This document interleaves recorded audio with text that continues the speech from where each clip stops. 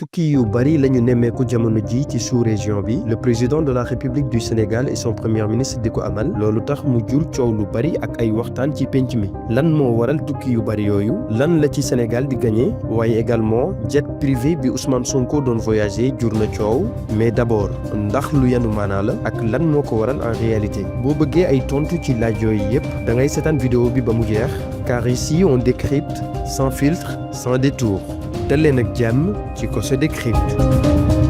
ku am seetlu bu baax a baax xam ni bi président Bassirou Diomaye Faye ñëwee ci bopp réew mi ba léegi ak Ousmane Sonko comme chef de gouvernement coppeeku am na ci wàllu diplomatie bu baax a baax ci coopérer maanaam seq ay liggéey ak suñu dëkkandoo yi te mooy les pays de la sous-région fexe ba tabax benn souveraineté régionale et se libérer des dépendances néocoloniales dañuy ñëw d'abord ci voyage yi ak benn bu ci nekk lu ko tax a jóg ngir ñu mën a comprendre enjeu yi ba bañ a tàbbi ci yenn manipulation yi ñu tàmbali ko ak tukki yi nga xamante ni président de la République def na ko Mauritanie la njëkk a dem le 18 avril 2024 mu nekkoon visite bu njëkk ci bitim réew gannaaw ba ñu ko falee objectif bi nag moo nekkoon renforcer la coopération dans l'exploitation du champ gazier bi nga xam ni Sénégal ak Mauritanie ñoo ko bokk muy le Grand Tortue Arméen GTA coopération boobu nag di représenter benn enjeu bu crucial pour Sénégal ak Mauritanie waaye tàmbali ay négociations ci accord pêche yi nga xam ni dafa yàgg nekk problème ay pêcheurs sénégalais yu bari yàgg am ay jafe-jafe ak les gardes-côtes mauritaniens ñenn ñi sax ñàkk ci seen bakkan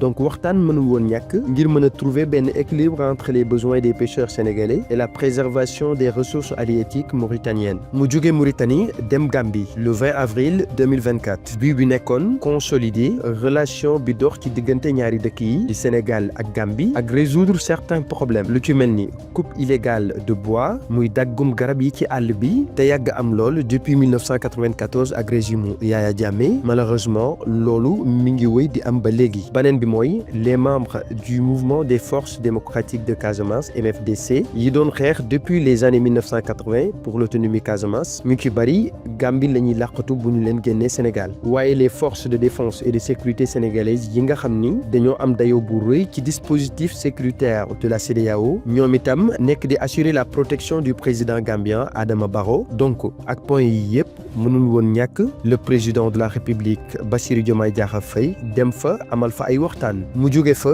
dem Mali ak Burkina Faso le 30 mai 2024 objectif bi di dëgëral relation yi ci fànn yu bari yu ci mel ni sécurité économie ak culture daal di amal ay accords de coopération régionale entre les trois États jóge fa dem Côte d'Ivoire le 7 mai 2024 ngir renforcer suñuy coopération économique rawatina mbay mi ci ginnaaw bi le président effectué des visites de second tour dem Côte d'Ivoire Mauritanie Gambie Guinée-Bissau Nigeria Ghana Cap-Vert Guinée-Conakry ci diggante mai jàpp juin 2024 ci ndigalu CEDEAO rôlam nekkoon médiateur diplomatique ngir jéem a delloo siwaat Mali Burkina Faso ak Niger ci CEDEAO donc loolu nekk voyage yi nga xam ni président def na ko ci sous-région bi te ñëpp d'accord ni lu normal la léegi dañuy ñëw ci ki nga xam ne lu mu def mu jur coow loolu nag c'est normal ndax posture am ak dayoom moo ko may dañoo nemmeeku ay tukki yu mu amal fan yii ci sous-région bi loolu tax ku ne di ci yey yàbbi te alors que moom ci boppam waxoon na leen ni day tukki wax région yi tax laata muy dem. Nous travaillons à renforcer les partenariats. Au moment où je vous parle, son Excellence le Président de la République est en Guinée-Bissau.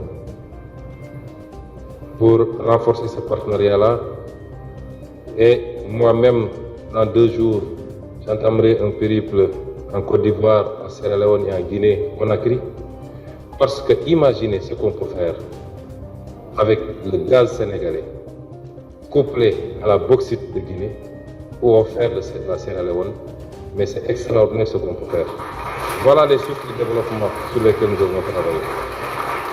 Sénégal dafa bokk léegi ci dëkk yi produire gaz naturel liquéfié d'ailleurs def nañ ci vidéo spéciale mën ngeen a dugg ci compte bi seetaan ko kon mën nañ wax ni d'ici 2030 dañuy autonome ci wàllu énergie ndax danañu jógee ci produire 2,5 millions de tonnes de gaz naturel liquéfié dem ci 10 millions de tonnes loolu nag daañu ci mën a alimenter suñuy centrale électrique wàññi suñu courant jusqu'à moins de 50% ba noppi di exporter bitim réew actuellement nag Europe moo taxaw particulièrement Allemagne ngir jënd gaz bi 3 fois plus que le prix normal ndax mënatul jëlee gaz ci Russie te Sénégal itam jege na ko ndax 5 jours lay def ci ndox mi daal di àgg Europe waaye dafa am loo xam ni faw ñu bàyyi ci xel mooy dëkk yi ci àdduna bi yépp ku ci nekk ay intérêt lay xool Europe bu gisee leneen lu ko gën a arrangé day dem te am na benn projet bu tudd gazoduc Afrique Atlantique bu dox ci diggante Nigéria ak Maroc pare nañ déjà les études de faisabilité et les études d'ingénierie préliminaires mu estimé ko ci environ 25 milliards de dollars nar a fournir ay infrastructures s'étendant sur 6000 kilomètres à travers plusieurs pays africains avec une capacité comprise entre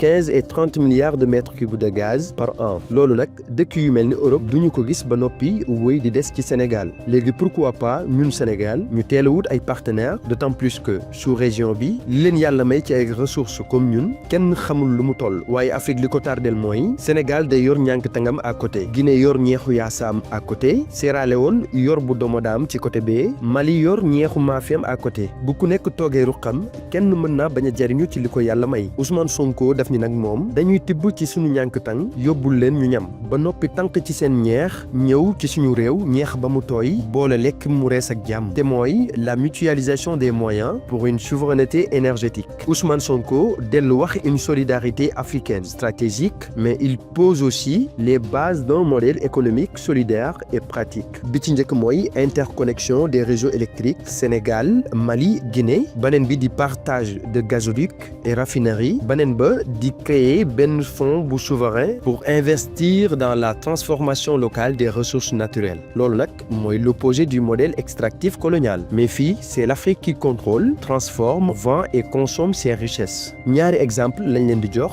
ci bu nu boolee sunu ay ressources njëriñ bi mu mën a jural Sénégal ak Afrique gépp boo jëlee dëkk bu mel ni Guinée te yor réserve yi gën a mag ci àddina bi ci wàllu bauxite avec une production record de 123 067 000 tonnes en 2023 bu nu associé gazu Sénégal te mooy énergie ak bauxitu Guinée muy matière première bi ñaari dëkk yi dañuy mën a taxawal une industrie régionale de l'aluminium transformée chez nous par nous et pour nous imaginez ñu am benn raffinerie sous-régionale ci frontière ñaari dëkk yi alimentée par le gaz sénégalais muy transformer la bauxite guinéenne ñaata emploi la mën a créer ba noppi dox suñu diggante ak dépendance multinationale ba faw beneen exemple bi ñuy joxe mooy Sierra Leone bi nga xam ni rien que site minier bii di mine de Tonkolili située dans la province du Nord nekk benn ci ñi ëpp ay réserves de minerais de fer en Afrique avec des réserves estimées à 12,8 milliards de tonnes ak site minier bi di mine de Marampa am ay réserves yu ñu estimées à 1 milliard de tonnes ba pare am benn augmentation de sa capacité de production à 3,75 millions de tonnes par an dañuy déglu Ngagne Demba Touré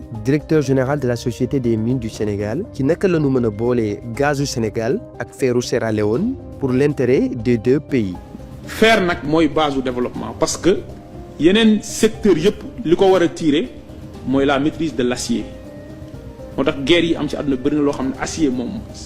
moo tax européens yi après la seconde guerre mondiale pour se reconstruire xam lu ñu doon wax nous voulons du fer et du fer et je répète pour dire que Al-Qur'an dafa am saar spécial pour fer al-hadid mooy seule ressource minérale bu am saaru Al-Qur'an yàlla ne wa anzalna al-hadida fihi ba'sun shadidun wa manafi'u linnas man maa wàccee fer parce que moyen de contrainte la bas la waaye manafi'u linnas am na njëriñ yu bëri yu dul jeex dafa pluraliser la formule manafi' mooy ay njëriñ yu bëri tey bu ñu bëggee Afrique développée il faut la maîtrise de l'acier ñu def ci accord bi ñu ne distance bi 1300 kilomètres la fer bi bu Guinée ak fer bu Libéria parce que nee naa la Guinée mooy suñu zone transitoire ñun ak Sierra Leone nañu fexe ba jëlee fer ci dëkk yooyu indi Sénégal pour transformer Sénégal lan la yor la base de la transformation ou de toute industrialisation d'ailleurs c'est l'énergie Sénégal am na léegi énergie presque abondante Sierra Leone dafa soxla énergie pour industrie mais dafa soxla énergie pour consommation ñu ne Afrique dafa am le système d'énergie interconnecté en Afrique de l'Ouest le WAP West African Power Pool un pool de l'énergie à l'échelle ouest africaine ñu ne nañu fexe ba Sénégal fournir énergie bi Sierra Leone fournir matière première bi xam nga fer mënoo ko transporter parce que dafa lourd mënoo ko transporter par voie routière ñu ne ñu def benn rail pour relier dëkk yi loolu mooy les fameux routes de l'acier te Pierre Goudiaby Atepa yàgg koo wax parce que nit da nga koy jox paternité pas peut-être paternité moo bi mais en tout cas yàgg na cee sonn on a conclu un accord dans ce sens gis nga loolu képp kuy sénégalais lu mu mën a jur ci koom-koom ci Afrique lu mu mën a jur ci richesse pour Afrique li mu mën a créer ci emploi lu mu mën a créer ci intégration des peuples libre circulation des personnes des biens échange yi intra-africains yi avancé ci diggante dëkk yooyu war ko seq Sénégal Guinée man dem naa Guinée seeti Sogi Pamila société guinéenne du patrimoine minier ba ñu war a xaatim un accord de coopération gis nga loolu noonu premier ministre liggéey pour Sénégal képp kuy patriote sénégalais débat substantiel boobu débat de fond boobu ci nga war a wax waaye